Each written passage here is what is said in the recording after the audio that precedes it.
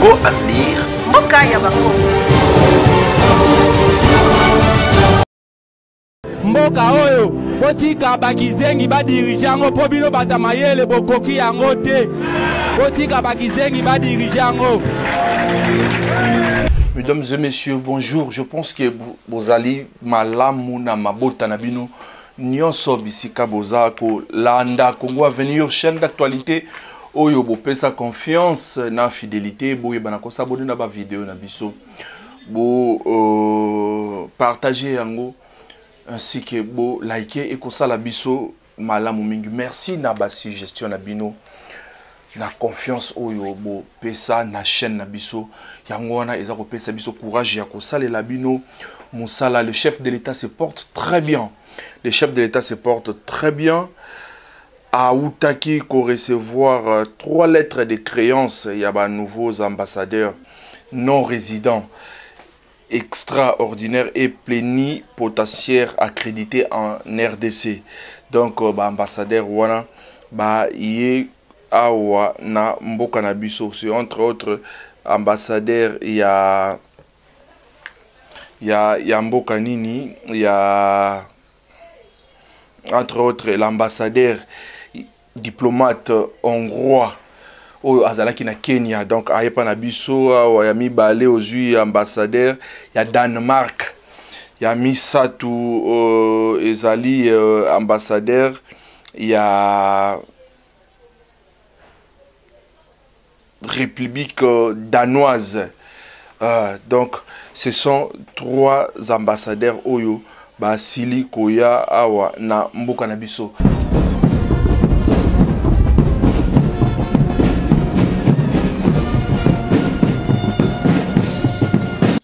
La Hongrie, le Danemark et le Pakistan, 3 États de l'Europe et de l'Asie du Sud, viennent d'accréditer leurs ambassadeurs extraordinaires et plénipotentiaires non résidents en République démocratique du Congo. Ce jeudi, à la Cité de l'Union africaine, au cours d'une cérémonie protocolaire, le rituel a été respecté à la ligne. À tour de rôle, les 3 diplomates ont présenté leur lettre de créance au chef de l'État, Félix-Antoine Tshisekedi Tshilombo.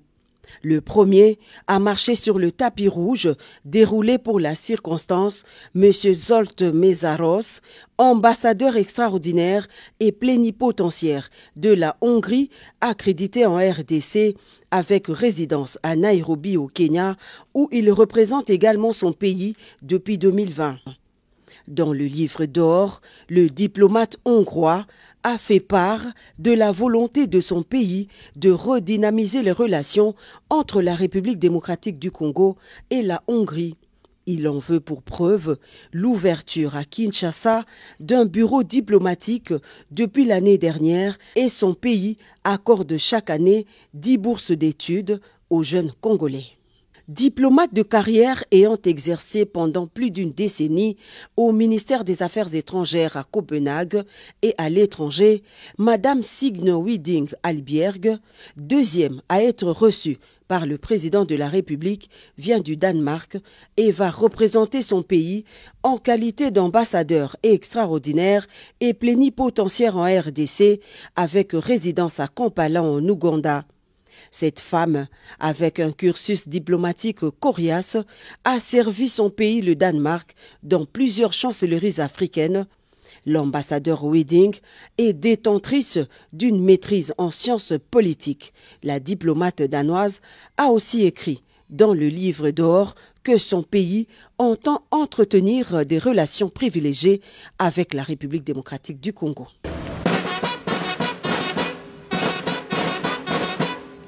Enfin, la fanfare de la garde républicaine a également offert une de ses plus belles parties à M. Mourad Basser, ambassadeur du Pakistan, venu lui aussi présenter ses lettres de créance au chef de l'État Félix-Antoine Tshisekedi Tshilombo. Comme ses 2 précédents collègues, Mourad Basser va résider en dehors de Kinshasa, précisément à Harare au Zimbabwe. Le nouvel ambassadeur du Pakistan à RDC est titulaire d'une maîtrise en sciences de défense et études stratégiques, ainsi que d'un diplôme prédoctoral en master de philosophie des relations internationales. Tous les plaisirs et pour nous, yako yebake na mabota na bino boza ebele boza kolanda biso ebele boza ebele na États-Unis d'Amérique. Donc boza ebele na Montréal, na Europe n'en parle même pas, na Europe mobimba boza ebele bokomela biso bobenga biso vraiment bo tenir biso parfois regardez, il y a des moments où bozobenga biso toza na ba reportage na terrain parce que bobi question pesa chaîne na terrain toza na terrain donc ça se passe parfois comme ça mais à chaque fois soki bomoni ke bobengi na numéro na biso oyo to yambite même ata audio même ata message na WhatsApp to koyeba na ko rappeler biso merci donc to s'excuser vraiment auprès na bino ba abonné na biso nyonso o bo sala biso confiance. La déclaration du président kenyan na Jeune Afrique, déclaration Oyo et Pessi vraiment donc ba Congolais kanda mais ngai eloko na koloba batu bayo kana bango kanda te parce que le président kenyan na maloba na ye ya koloba que ils étaient dans une assemblée Oyo baye kotuna ba membre ya M23 baza ba Rwandais to ba Congolais et RDC ezongisa aboy ko cité kombo ya Félix Tshisekedi a cheka kamboka et RDC ezongisa que non ba membre ya M23 ce ne sont pas des Rwandais ce sont des Congolais maintenant ici quand on a débat et kozala wapi boko latisa Rwanda pourquoi les kambu munene boye que non ba M23 baza ba Rwandais aussi longtemps RDC yemoko andima ke ba M23 baza ba Congolais problème ya Rwanda eza nini na kationa tala pari ya munene ya gâteau oyo William Ruto azui pour na Rwanda et moi ça ne m'étonne pas pour William Ruto. William Ruto n'a jamais été clair avec Félix Tshisekedi Tshilombo. Et nous, on n'en a pas besoin que William Ruto azala clair, azala bon terme maintenant Félix Tshisekedi. William Ruto a kokaka présence, a kokaka chaleur et Félix Tshisekedi Tshilombo dès son accession au pouvoir.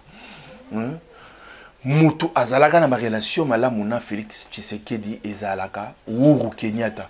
William Ruto est toujours du côté, donc c'est l'ami proche de Kagame. Et allez-vous comprendre que un jour il allait trahir son ami? Je ne pense pas. William Ruto ne peut pas faire ça. William Ruto ne peut jamais déclarer de bonnes choses sur la personne de Félix Tshisekedi Tshilombo. Parce qu'il sait bien que ce qui a le bindengwana par gâteau naie oyo azwaka pe par Rwanda au travers bangona Rwanda nde bazwaka na compte ya RDC. Na kati ya RDC a ko risquer à zanga par Rwanda, raison pour laquelle aza ko sala ba déclaration en ndengi wana. Qui ne sait pas que parmi les M23 il y a des Congolais. Oui, parmi les M23 il y a des Congolais oyo ba utiliser bango pour que à chaque fois soki kamozo salama ba Congolais oyo ba ndimi ba trahir mboka na bango. Notre armée est infiltrée. Le président de la République le dit, le rappelle ça chaque jour, qui ne sait pas que notre armée est infiltrée. Bah il y a une armée or baza ba élément ya M23. Misusu baza nangambo M23. Misusu baza tile na kati armée, c'est eux qui livrent des informations. Na M23 ba plan stratégique na so ba position na biso nyonso autre kozwa pour na ko bombarder pour na ko beta. Et il livre ça. Qui ne connaît pas, qui ne sait pas. Donc, infiltration au Bassalana, il y a kokota ba Congolais na kata na M23 pour que Rwanda a ses kachaka. C'est ça le rôle jeu ya Kagame. Abatama allez abimisa ba Congolais pour à chaque fois soki bolingi boloba likambo. Bo montrer ba Congolais bango banani bazate, ba étranger bazate, ba Rwandais bazate. C'est comme ça.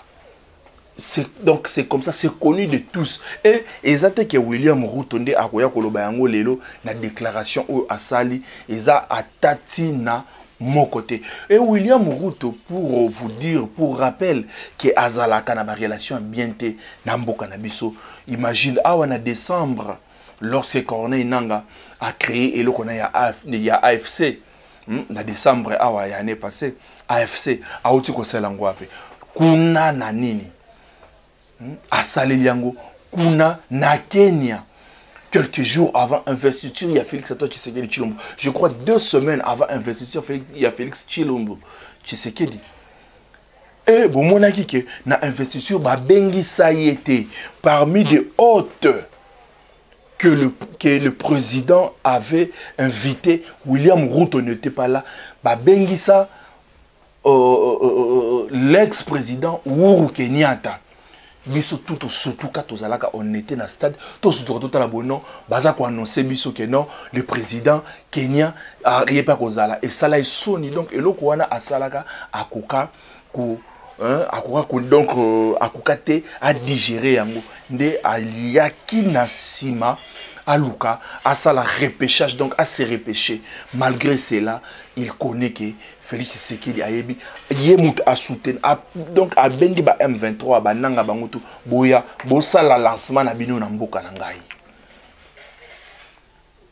bosa la lancement na mboka na ngai et puis William Ruto a kosala mapekate ndenge ya kosala ba déclaration ya motindo ndengwana aebike banque na bango donc l'un des banques kenyens Equity oyo za ko nyoko la ba congolais wa Equity bank oyo ezali soki okei mbongo na yo moko zocha na guichet mbongo na yo moko bomba soki na guichet okomona banque munene mais guichet kaka mutu moko bino tout bozana il faut que tu puisses passer toute une journée pour que au retirer mbongo na yo ou bien ba rendre yo service omona mutu mususu azana na téléphone azoccuper tous les jours dans les réseaux sociaux.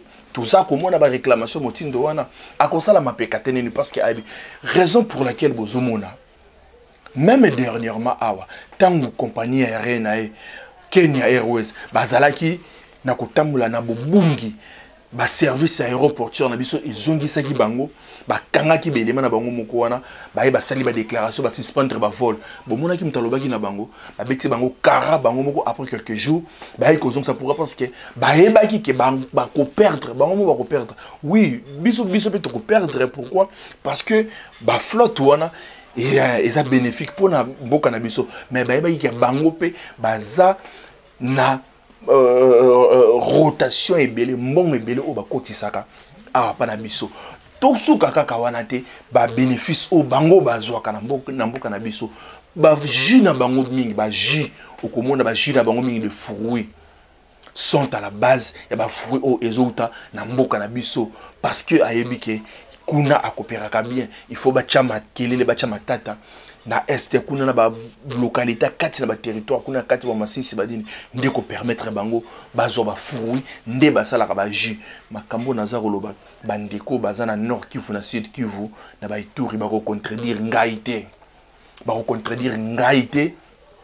bien très bien plusieurs des jus que vous allez boire là-bas sont à base et salami na Kenya ba fruits nango biloko nango tout sont à base ya biso ba cacao na biso ba café na biso donc tu verras que nyonso mingi kuna et okomona la plupart des gens au bazana est donc Kenya a ça là de toutes les façons que côté kuna accessibilité est à la moins facile pour que yépe à participer na pillage au bazana on a mboka na biso awa yango déclaration William Ruto toko banga yango neloko moko te yango na toko continuer ko attaquer ba M23 ko attaquer ba M23 na prouesse oyo FRDC a outil ko sala na ko récupérer 8 localités mobimba 8 localités oyo FRDC a sili ko récupérer depuis début il y a semaine. Quelle prouesse yango moni et tchebango vertige chacun d'eux dans son coin a bandi kosala ba banini ba réclamation soki kaka omoni yango wana par là elo nangana loba nini bandi konangai avant de rentrer dans la sécurité et logo pesa kanga kanda pa ba politicien na biso yangwana ba mboka mususu ekoko sakana na biso te. Prenons l'exemple moi dans la Kenya Airways. Kenya Airways ba flotte ni ba avion ni malonga o ba tchala mboka na biso. Au moni ba politicien na biso lorsque bozo ya ba mboka mususu ezo tchala biso monoko lelo eza ko dénigrer ko finga biso suite na bino. Au moment où bino boza ko détourner ba mbongo a ba 300 millions ko bunga ba 70 millions ba 80 millions à mot d'urgence. Airbus à 320 il y a 6K, il y a bien bon état. Tout le bagage à somba, tout le bagage à somba parce que un expert, le commandant il y a Congo Airways, Jean Dibier nous dit que ba flotte mingi ba mboka mingi oyo bozomona ke azasoki na combien d'avions ba salaka leasing ba luaka mais mbongo o biso obino bozoyiba wana biso tokoki ko sala leasing na nini na Airbus te hein lorsque boyili mutu moko ayibi 100 millions de dollars 5 millions de dollars tokoki ko sombela 5 avions. Maintenant tous va détournement nyonso oyo ba politicien boza ko sala biso na mboka na biso mais le mboka na biso to lingaki to koma na niveau nini. Voilà aujourd'hui to komi ko subir ba insulte na même bato oyo ba croire ko insulter biso te à cause de vous et vous verrez que ba oyo nyonso baza ko détourner lelo ce sont des universitaires ce sont des professeurs des universités bazo ba baza ko détourner bambongwana. Donc ce sont des bateaux. Non, moi j'ai étudié au Panthéon Sorbonne, mon soir tangi na awa na nini awa na ULB. Au moins non, moi j'ai étudié aux États-Unis, ngana tangi. Ils sont toujours comme ça. Ngana tangi na campus awa, biso tangi na colline inspirée. Mais tous ce sont des voleurs. Yango bande kolangai. Soki to l'amour quitté biso ba jeune surtout la mobilité et hémorragie oyo eko continuer raison pour laquelle ba politicien ba pesa ngai kanda ceux qui toza ko subir l'insulte ya ba Rwanda ba kindara ba Rwanda bebike Rwanda akotelema na biso ne loko moko te c'est un tout petit pays. Moi grâce à muke ya organisation na bango muke baza ko sala yango za ko pesa ba mapeka. Pourquoi pas vous bino organisation obomona kapa baninga et loko obino bo apuya kapa baninga ezali kama mabe bomona kité des aboye na mboka boye ni les États-Unis lorsque World Trade Center ba ko attaquer yango est-ce que ba terroriste balobaka mukolo bakoya wana VP mi intérieur ndé aza ko kumisa makambo est-ce que ba terroriste ba mukolo bakoya next parler de la nation c'est normal ba koti azobosana ke tangu ba jeune wana ba ye groupe wana groupe wana ba wana ya World Trade Center bazwaka vol régulier ba kotaka normal ba vol régulier ba détourner mais ba oyo ba yena bus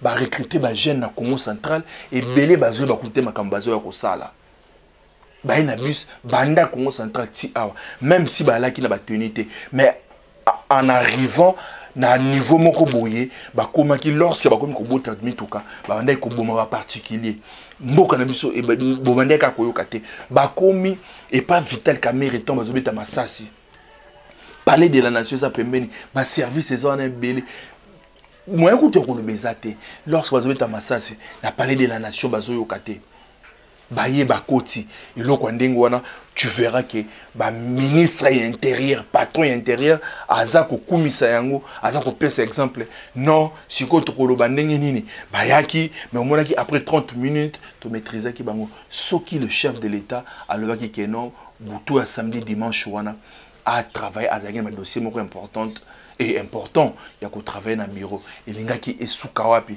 le temps boya bo maîtriser aza ko pesa quoi exemple il y a l'autre premier ministre slovaque au monaki ndenge ba côté la qui était ba boma na nini itala esika bango ba se retrouvaka na makambo mabe mais makambo oyo ezaya malamu oyo ba mboka na esalaka ke ba dirigeant na bango ba yibaka te ce ne sont pas des voleurs il y a ba mieux mboka au mona oyo o se retrouver bango te ba ko pesa exemple wana te. exemple oyo ezake bamboka oyo babongisi social na bango, leurs dirigeants sont des exemplaires au kotikala komona te ba politique ya biso ba pesa exemple wana. Ils sont là, ils voyagent de partout.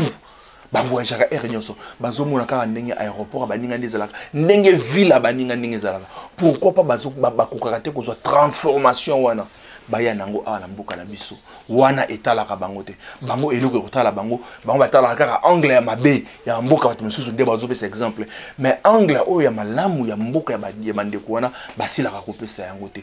Yango dossier ya enquête oyo dossier o enquête oyo eza en cours, il faut tout mona clair, il faut tout mona clair. Pourquoi tozolo bandeko na ngai de partout dans le monde bozolanda biso Malanga Christian, bazouye vidéo zomona bien, la t-shirt rouge, il était encore en vie, boaké na pick-up wana Land Cruiser. Qui avait donné l'ordre ba bomaye? Oui, boboma qui est pour que trace eye banate. Christian Malanga akoma ki kutu kosili kake toyokana ki boete. Toyokana ki boete.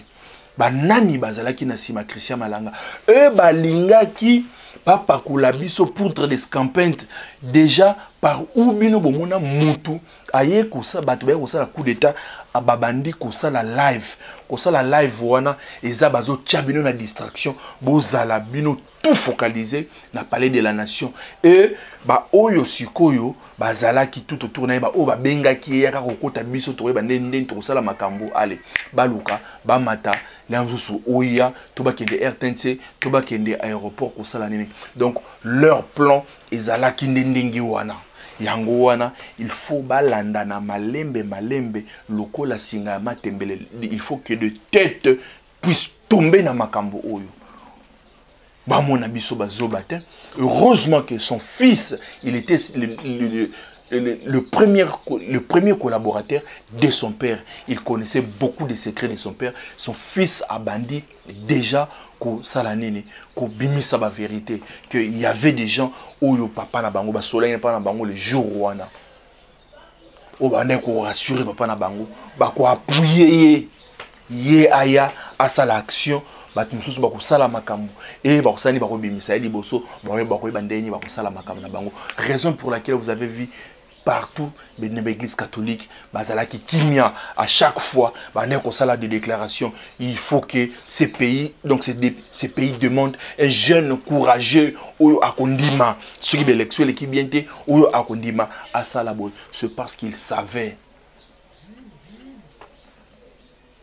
bino kondima bato ba sala coup d'état ba militaire mususu wana ba lati ba pesa moko teni na bala gom bazo comprendre te bulu kelanga déclaration oyo jeune wana zolo ba zuye soki na lukala e mbanzangungu ba komi soki na entrée Kinshasa awa ba kokotsa ba on 23h bazo comprendre na tate esika ni makambo ba ko sala bazo yeba ngote. Donc il y avait que si c'est 2-3 personnes à part Mangala parce qu'il y a en tête de groupe na mwana nae na ba mercenaires on a mindele batu ba yeba ki plan bango wana renfort balinga bazwango na kati awa renfort balinga bazwa na kati awa. Raison pour laquelle babomi Christian Malanga pour et banate mwana naye andimi a coopérer na justice. Même si bozo ganga non c'est un américain, un citoyen américain ne peut pas être jugé dans n'importe quel pays. Qui vous a dit ça? Vous pensez que constitution américaine et ça les couleurs ou les rabat constitution nyonso boza komi kosa son fils andimi a coopérer na justice et a bandi déjà ko bimisa makamnoso.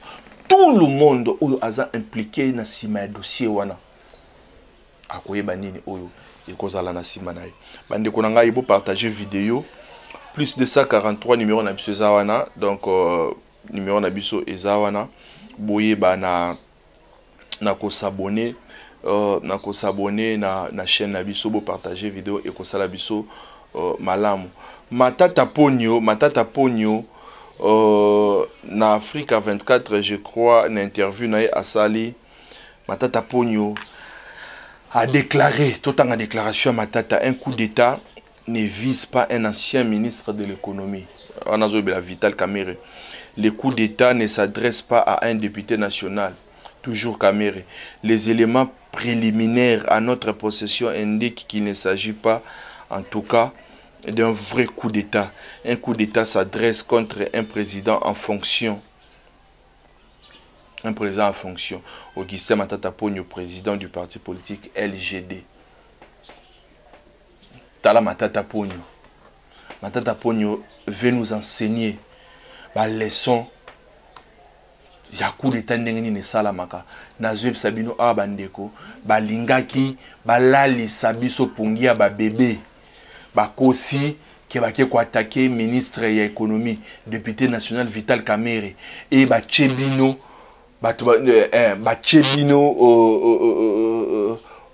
makanisi ya kozala statuer esika moko ya kozala focaliser na eloko moko et koto na se baza ko planifier. Vous pensez que bato baeka le lamboko bato o bazui temps na bango awa ba étudier baza koyeba et tala, quelle coïncidence, tout le bango coïncidence, bino mona coïncidence, nengi bat bazoloba. Après kaka chute ya eloko yo le dimanche eloko esimbité, lundi mbalamoko FRDC ba prouesse et bandi. Bino bozo mona eza blague. Lundi mbalamo ba prouesse et bandi. Donc ezala ki moment na bango ba sala makambo yango yo. Koto FRDC ba prouesse et bandi, to bandi ko récupérer ba localité, to récupérer nini site ya Rubaya, o ya Mwanga Chuchu, esika o Mwanga Chuchu se fait des millions. Esika o minéraux ezali na Rubaya wana, to récupérer yango et loko o baza ko welela. Nanga ba déclaration bandi nanga vertige koto William Ruto asala ba déclaration na Jeune Afrique vertige c'est parce que ba perdre contrôle ba ebi que guerre wana soki avancer kaka au significatif tozana yango attaque foudroyante auto bandi na yango soki to continuer à avancer wana nous allons récupérer mboka na biso ebele et lelo na moment oyo babandi baza kokota déjà ba axe ya ba kiloriru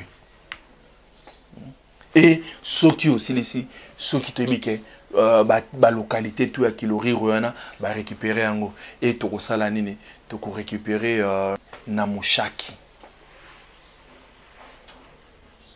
nyoso wana bato bazo kanisaka ke eza ba blague est-ce que ça coïncidence eza nini boy eza pambate eza ba avancée significative oyo eza ko monana kuna guerre eza au salama le chef de l'état awa azape ko bunda makambo eza ko kende malembe et to monaki yango awa oyo tout tozoloba yango ke oyo tout aza impliqué na dossier oyo ya coup d'état ako yeba na ko répondre ako chama maboko Matata Ponyo yo fanda na oka resiko zawana. Donc tu ne peux jamais donner aux gens des leçons il y a coup d'état parce que oyebite et lokonini oyo ezalaki oyo ba bongisaki pour que basala bande konangai to banzi tokoya na bangonga mususu oh tozalaki na ngwa ko kabula na momoyo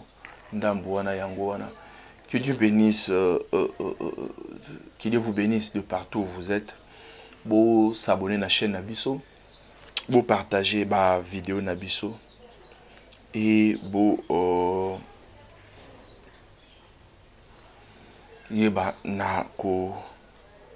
s'abonner, vous liker et que salabiso ma lamu. Congo Avenir. Mboka ya Bakongo.